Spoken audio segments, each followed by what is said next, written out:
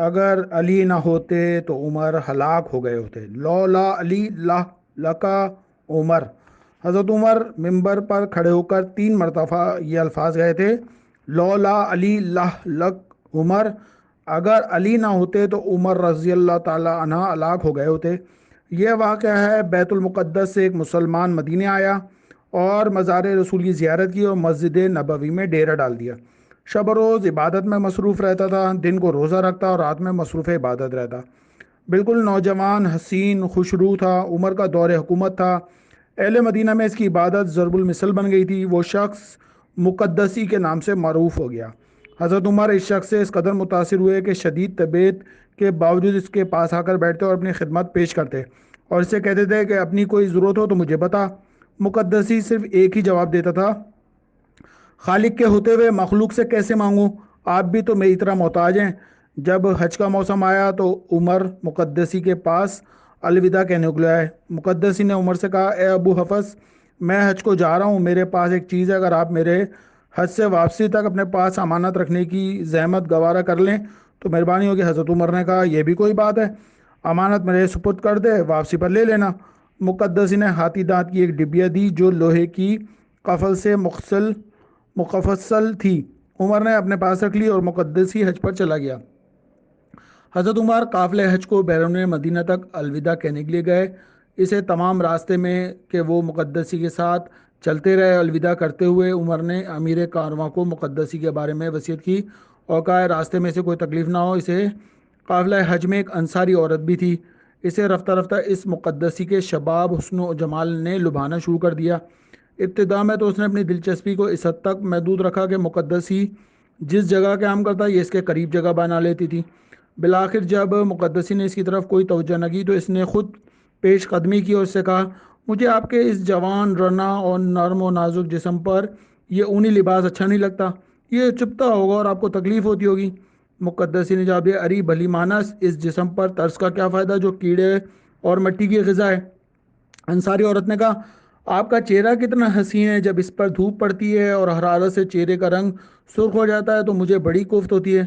مقدسی نے کہا، ہوش کے ناخن لے، ایسی بات نہ کر۔ اب عورت کے صبر کا جو ہے پیمانہ لبریز ہو گیا۔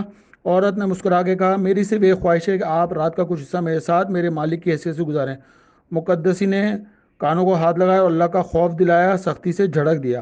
عورت نے کہا، مجھ پر تیری ایسی کوئی بات اثر نہیں کرے گی، میں عورت ہوں، کبھی اپنی توہین برداشت نہیں کر سکتی، عورت کا انتقام بہت برا ہوتا ہے، آپ سوچ لیں۔ مقدسی نے کہا، تو یہاں سے چلی جا، تیرے دل میں جو آئے کر۔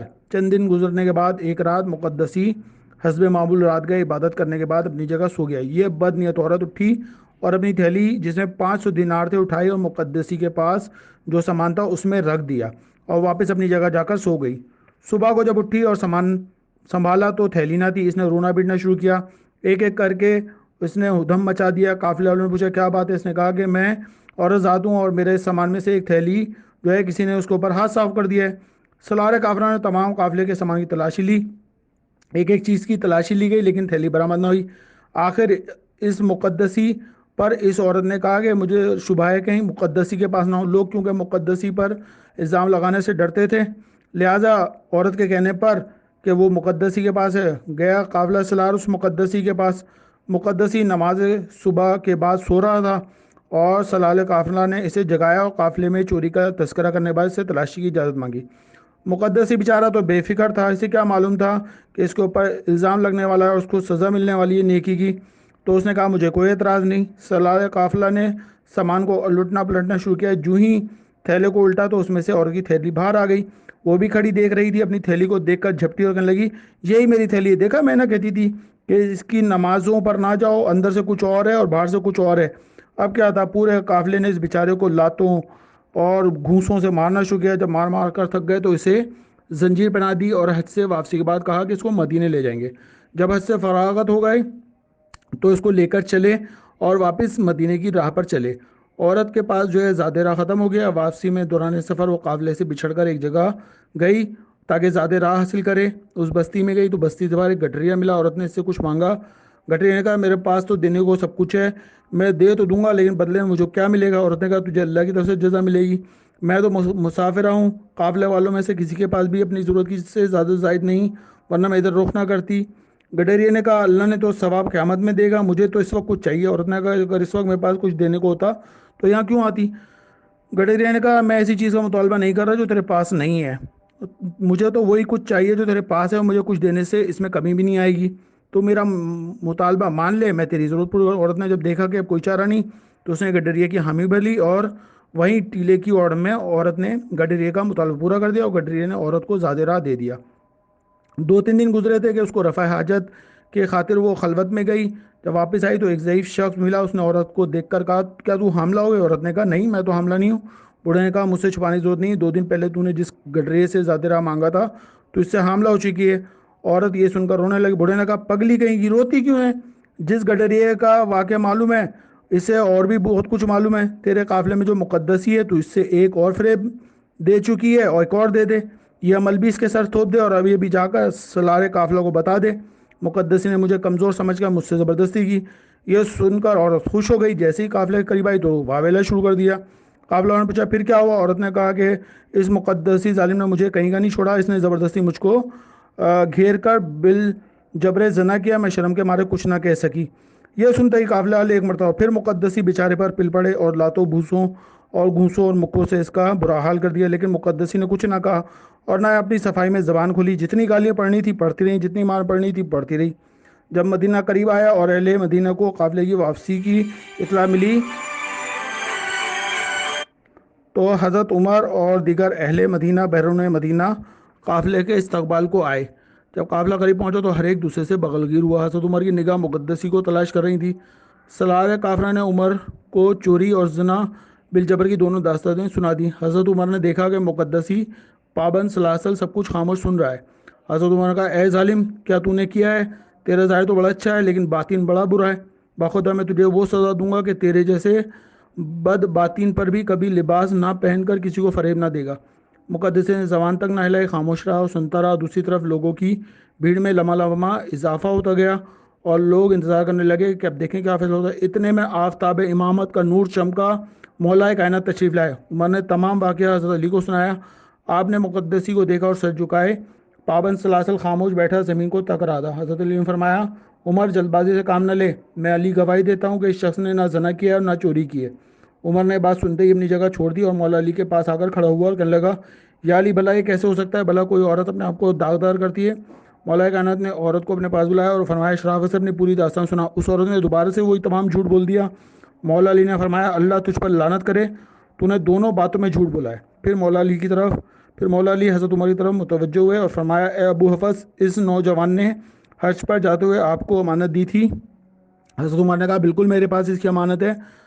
مولا علی نے حضرت عمر نے فرمایا آپ ایسا کریں، وہ ہاتھی دانت کی ڈبی ہے جس پر لوہے کا قفل ہے، اس جوان کی امانت اسی دربار میں منگوا کر اپنے پاس رکھیں، پھر میں آپ کو اصل واقعہ بناتا ہوں۔ حضرت عمر نے وہ ڈبیا منگوائی، اپنے پاس رکھ لی۔ حضرت علی نے عورت کو اپنے سامنے کھڑا کیا اور فرمایا اب جو میں پوچھنا چاہتا ہوں سیدھی سیدھی بتا، ورنہ تجھے معلوم ہونا چاہیے کہ اس بھرے مجمع میں تیرے صاحب کا کرتوت میں گواہ کے کھول کر رکھ دوں گا۔ عورت کا جسم پسینے سے شرابور ہو گیا اور تھر تھر کانپنے لگی۔ مولانا نے فرمایا کیا تو نے فلاں مقام پر اس نوجوان کے قریب جا کر اسے دعوت گناہ دی تھی؟ اس عورت نے کانپتے ہوئے کہا قبلہ میں نے دعوت دی تھی۔ حضرت علی نے فرمایا اس نوجوان کے انکار پر تو نے اسے دھمکی دی تھی؟ عورت نے عرض کیا ہاں میں نے کہا تھا۔ مولا علی نے فرمایا ایک رات جب مقدسی نوجوان شب بیداری سے تھک کر سو رہا تو نے اپنی تھیلی اپنے ہاتھ سے اس کے سامان میں چھپائی؟ عورت نے عرض کیا میں نے ہی کام کیا۔ مولا علی نے قافلہ سرار سے فرمایا کیا اس نے تیرے سے یہی کہا تھا کہ مقدسی کے پاس ہے؟ تو تھیلی اسی کے پاس برآمد ہوئی تو اس نے کہا کہ مجھے مقدسی کی تلاشی پر مت کیا۔ اس عورت نے سلارہ قافلہ نے کہا بالکل اس نے یہی الفاظ کہے جو آپ نے فرمائے۔ مولا علی نے عورت سے کہا واپسی پر جب تیرے پاس زادرہ ختم ہو گیا تو فلاں مقام پر ایک گڈریے کے پاس گئی جو فلاں بستی میں تھا؟ عورت نے کیا یا علی گئی تھی؟ امام علی نے فرمایا کہ فلاں رنگ اور شکل کا جو گڈریہ ملا؟ عورت نے کہا ہاں ملا تھا۔ مولا نے فرمایا تو نے اس سے زادرہ کا سوال کیا؟ عورت نے کہا میں نے اس سے زادرہ مانگا۔ مولا نے فرمایا جواب نے اس سے تجھ سے وہی مانگا؟ عورت نے کہا اس نے مانگا۔ حضرت علی نے کہا کافی تکرار کے بعد تو اس کا مطالبہ پورا کرنے پر رضامند ہو گئی؟ عورت نے کہا میں رضامند ہو گئی۔ مولا نے فرمایا تو نے گڈریے کا مطالبہ پورا کیا اور گڈریے نے تیری ضرورت پوری کر دی، تجھے خیال نہ رہا لیکن تجھے حمل ہو گیا۔ 2 دن بعد فلاں مقام پر تو رفع حاجت کے لیے گئی؟ عورت نے کہا گئی۔ مولا علی نے کہا واپسی تجھے شیطان ملا؟ عورت نے کہا نہیں یا علی میں نے شیطان کو کبھی نہیں دیکھا۔ مولا علی نے فرمایا رفع حاجت سے واپسی تجھے اس سلیے کا ایک بڑا آدمی ملا تھا؟ عورت نے کہا ہاں ایسا شخص ملا تھا۔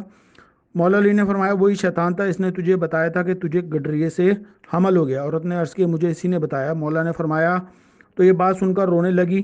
عورت نے کہا بالکل یا علی، ایسے جیسے آپ نے فرمایا ایسے معلوم ہوتا ہے جیسے آپ قافلے کے ساتھ تھے اور میرے قدم با قدم پر آپ میرے سائے کی طرح تھیں۔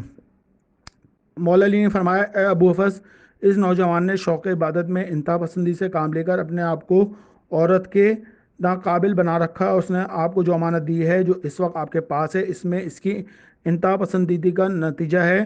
اس میں جو اس نے اپنا آلہ ڈیش کاٹ کر اسی ڈبیا میں رکھا ہوا ہے جو سبز ریشم کے کپڑے میں لپٹا ہوا ہے۔ پہلے آپ ڈبیا کھول کر اس میں میری بات کی تصدیق کر لیں، بعد میں جن لوگوں کو میری بات میں شک رہ جائے وہ اس نوجوان کو بھی ملاحظہ کر لیں۔ حضرت عمر نے کہا یا علی، اب اس خبیثہ عورت سے کیا کیا جائے؟ آپ نے کہا کہ سو قبرستان میں یہودا کے گڑھے میں کھود کر سینے تک دبا کر رجم کیا جائے، اس عورت کو سنسار کیا جائے۔ وہ مقدسی نوجوان تا وفات مسجد نبوی میں مصروف عبادت رہا۔ یہ معجزہ دیکھنے کے بعد حضرت عمر ممبر پر کھڑے ہو کر 3 مرتبہ کہا لولا علی لہکا عمر، لولا علی لہکا عمر، لولا علی لہکا عمر۔ اگر علی نہ ہوتے تو عمر رضی اللہ تعالی عنہ ہلاک ہو جاتا۔ اللہم صلی علی محمد و آل محمد۔